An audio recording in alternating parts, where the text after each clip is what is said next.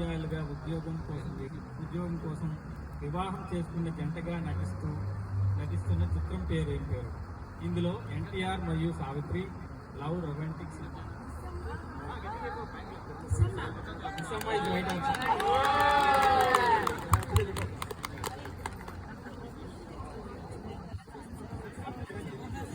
So the question was, what is the name of the movie where two unemployed college graduates from the city pretend to be married couple to find work as school teachers in a small village?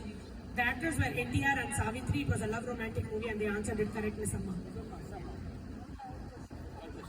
TMC third question ఏంటంటే HM Reddy దర్శకత్వం వహించిన 1932 చిత్రం 1932లో వచ్చిన చిత్రం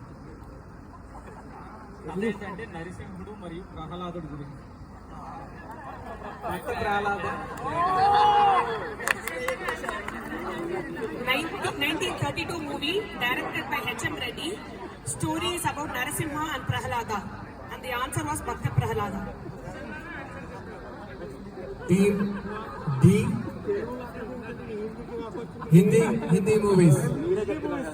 Hindi movies.